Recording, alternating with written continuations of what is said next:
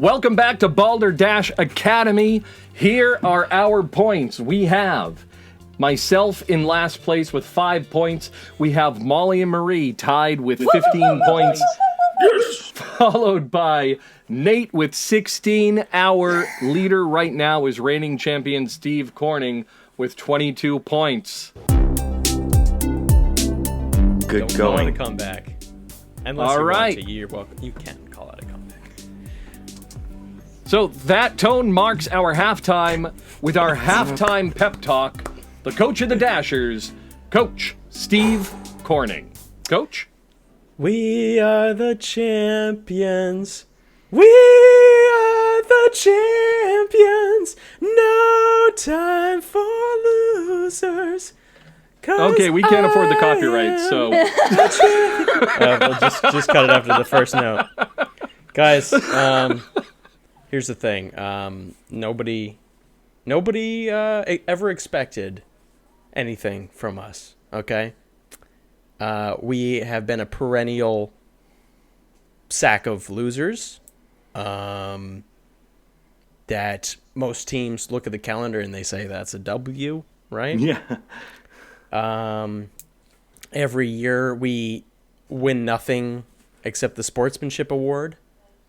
Go Dashers. Every year in the rankings they forget to list our school.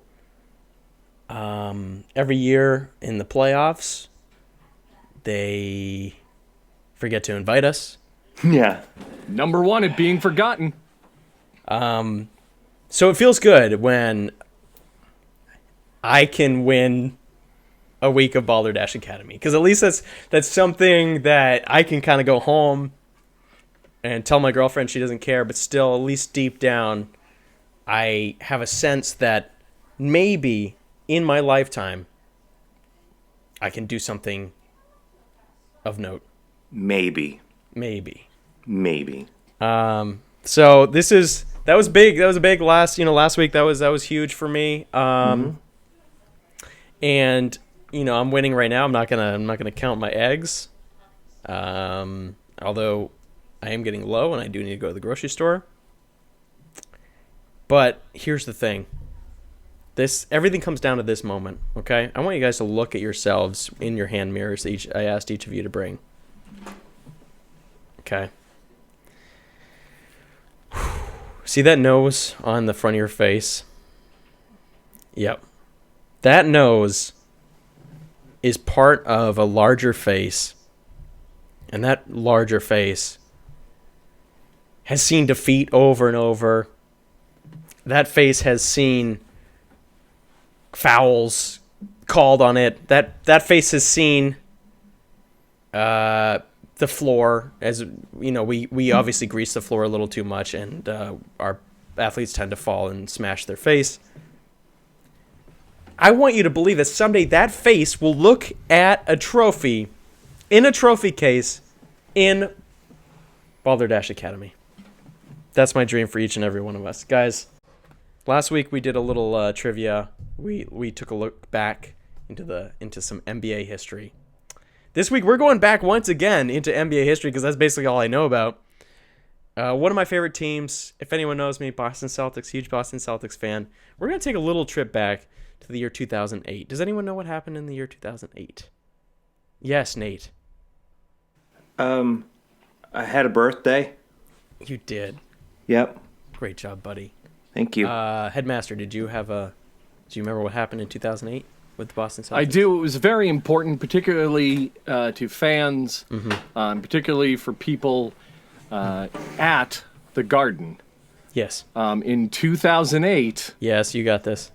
at one point, the tea showed up on time. I made it home in 2.5 hours from work. True. It was amazing. It's unbelievable. Nice. I wanted to thank the governor, but I didn't. It was just a good day. Wow, that's so exciting for you. Obviously, we all remember that day, but we also remember that the Boston Celtics won a championship in Oh, of course. 2008. Right. That too. But that, obviously we Super think Bowl? about Bob's thing first. No Super Bowl. The Boston Celtics haven't won that yet, but they're working on it. So, of course, game one, something noteworthy happened. A lot of basketball fans know this, and it's actually a controversial moment. Now, towards the I think it was the third quarter, Paul Pierce, the star of the team, fell under the basket and appeared to be injured. Took a hard fall, and he kind of just laid there. It was like one of those incidents where, like, we're in the Boston Garden, of course, game one, and the whole place goes silent because the star of the team just went down in the finals, right? And he lays there long enough that they bring out a wheelchair. They put him in the wheelchair. They bring him out back. And then about 5 minutes later, he comes running back out the tunnel. Crowd goes wild. He re-enters the game and wins the game. So you're probably wondering why this is a controversial moment. Well, there's a lot of fan theories, and there's a lot of conspiracy theories surrounding what actually happened, because he obviously wasn't injured. So a lot of people suspect that instead of being injured, Paul Pierce had an ulterior motive for leaving the game, okay? And I want to hear from each of you. I know you're all kind of subscribed to different Reddit conspiracy groups, and I kind of want to hear what you think was actually happening. Game 1, 2008 NBA Finals, Paul Pierce. Why did he get wheeled off the court and return 5 minutes later? Yes, Marie, I saw your hand go up. I actually, I am married to somebody who follows the Celtics, and he was telling me about this game.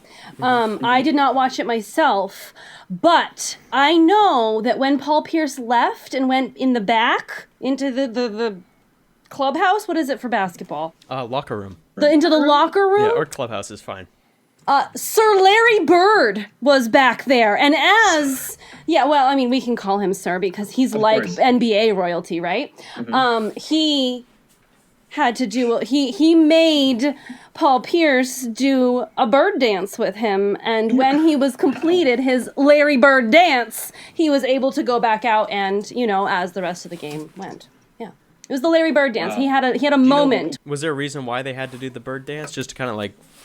Oh, it's what Larry Bird did when he, it was Larry Bird bringing forth, passing on his egg of knowledge to Paul Pierce. That's an awesome conspiracy theory. I love that. Who else do we have? Nate, go right ahead. Yeah, he had to go back into the locker room in the clubhouse because he forgot the spell. They needed to win, and they needed to have all of their players at the top of their game. And everybody knows that Brachium Amendo is the healing spell that repairs broken bones. He forgot that. He had to go back and reference his textbook because he was the person responsible for remembering that. And they were so close to winning, they just couldn't do it, and he needed an excuse to get to the spellbook locker house. Right, the locker house. Thank you. Yep. Molly? Well, it's quite exciting, actually. The mascot of the Celtics? Mm-hmm. Yeah. So some people just think, cute little brawny leprechaun, feisty little thing, right? They think that somebody just came up with that cool little character and it's stuck and everyone's really super proud of it. Really, that little leprechaun is real, okay? And what's the player's name again? Paul Pierce. Yes, of course, Pierce. Yes, Paul Pierce. I just want to make sure I pronounced it right. Paul Pierce was actually the leprechaun. Okay? What? So when he got hurt, it was wearing off the little embodiment spell, and they were like, dude, get the wheelchair, get him back there. We got to pump this guy full of leprechaun juice and get him back out there. So what they did actually is they wheeled him out back. He transformed, showered him in golden shower, and then just back to Pierce, and out he went, and bada boom, bada bang, leprechaun skills. I need that golden shower. Molly was very close to what really happened. Mm-hmm. I long time Massachusetts resident, grew up going to the Garden all the time. Heck, my grandmother was a puck girl for the Bruins back in the 30s. The thing that people forget was Paul Pierce was actually late for that show. He decided, for that game rather, he decided to take the MBCR, the Massachusetts Bay Commuter Rail, in to North Station. And everybody knows you don't get anywhere on time taking the Massachusetts public transportation system. So what happened was the Celtics put out a life model decoy of Pierce to play the first half of the game. Wow. Pierce was on the train, 2008, beginning of cell phones, more smartphones. He sent an email to his people and said, hey, I'm here. I got changed. I'm in my uniform. I got changed in the stinky one bathroom that you never go to on the train. How's it going? So what happened is the Pierce life model decoy went up, did his move, collapsed because they shut him off. Well, at that point, they were supposed to have him walk off. They messed up and blew out at the knee joint on the bot. Loaded the bot into the chair, wheeled him off. That gave enough time for Pierce to make it through the labyrinth down North Station, which, remember, at that time period, there was construction in North Station. Wow. So down North Station, through the construction barrier, around to the back, into the locker room, giving the real Pierce enough time to hit the fence. Talk about a warm-up. Nothing That's but crazy. net. Well, Dave, before we move on to what I consider to be the correct conspiracy theory, how would you like to score this? Because, of course, we have Marie he had to perform the bird dance with Sir Larry Bird. Nate, theory is that he had to cast a spell to fix his injury out back in the locker clubhouse. Molly, he had to go back to get a quick golden shower. And Bob, As we of do. course, the theory is that there was a life model decoy that they had to switch in the third quarter. Well, I'm going to award Bob 5 points for the nostalgia Yeah. construction in North Station. But I really like Molly's setup for the golden shower. That was classic. 10 gold bars, Molly. 10 gold bars. I'm wondering, though, as they continue to pump players full of leprechaun juice, is there going to become some sort of standard for how much leprechaun juice you can have in your body in order to be able to continue to play? Do you have an unfair advantage? It was actually banned in 2010, so... Well, if the president can take Clorox to... Right. And golden showers. The president Yeah. can take golden showers. Yes, he can. Yeah. So, of Those course... are still going strong. The most popular conspiracy theory surrounding this incident is that Paul Pierce had to take a and so this is true.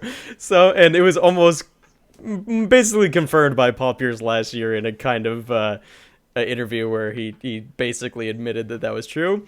And there are theories that not only did he have to go out back to use the restroom, but he had already maybe pooped his own pants. People have done frame by frame still moments where they would zoom in and like there's a slight brown spot on his on his shorts. So all kinds of theories surrounding this. But yeah, Paul Pierce needed to use the restroom. He just really wanted that burrito. Yeah. Hey, if crap in your pants is cool, consider me Miles Davis. Nice. Very cool. So Paul Pierce, if he couldn't be number one, he was fine with being number two. We're now moved on. Coach Steve, Yes. you know why the Rooster went to the basketball game? Why did the Rooster go to the basketball game, Dave? He heard the ref was blowing fouls.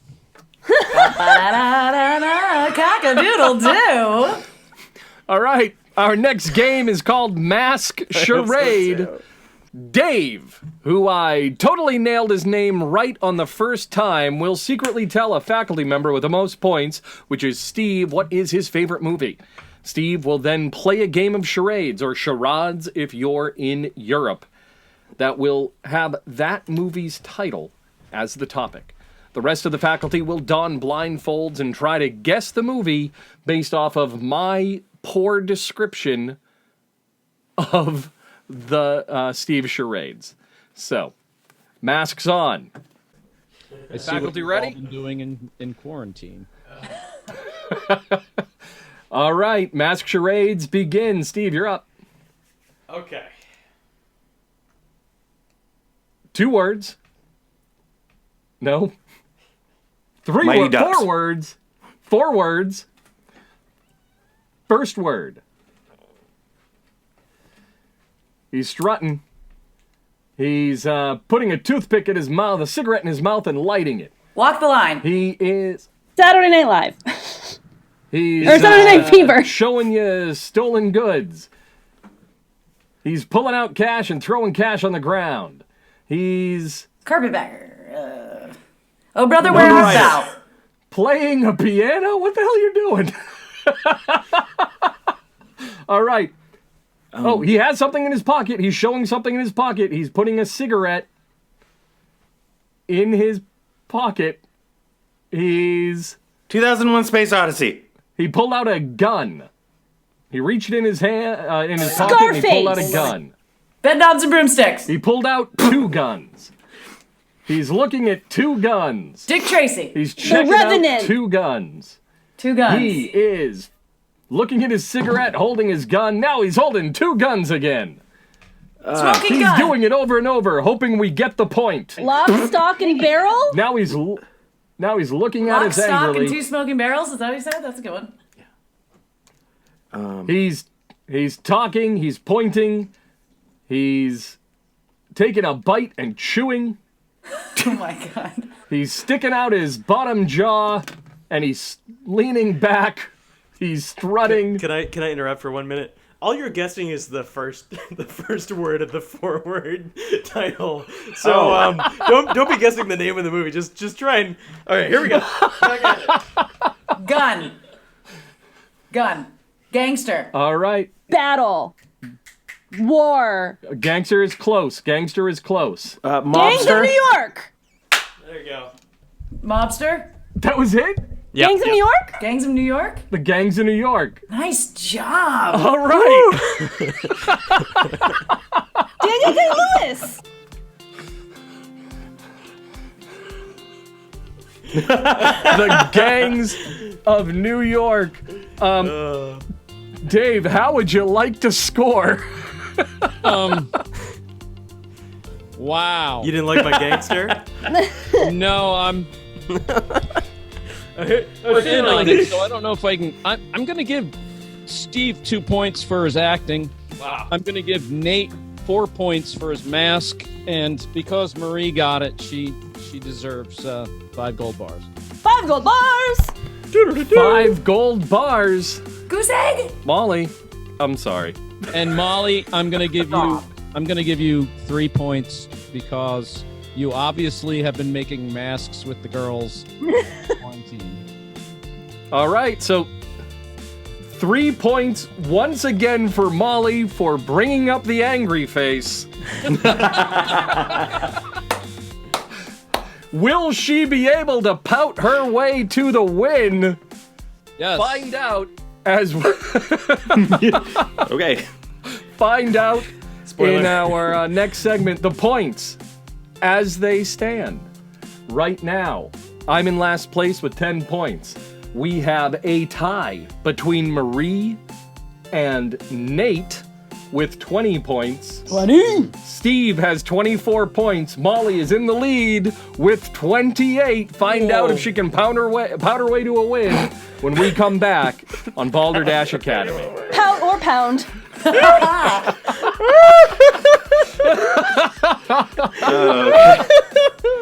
If you love Balderdash Academy, consider donating to Maine Repertory Theater, our brick and mortar home for original improv and scripted comedy. Closed due to the pandemic, Maine Rep could use your help to stay open. Visit their GoFundMe page, their website, mainrepertorytheater.com, or on social media to contribute.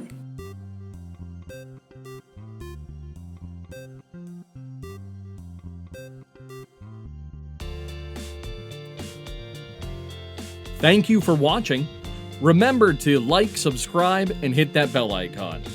You can find us on your favorite podcast service as Balderdash Academy. Whew, make sure you get a solid 8 hours. If you don't, you may find yourself questioning the basics of math, confuse entertainment that references the color red, and mash up a couple of wild movies.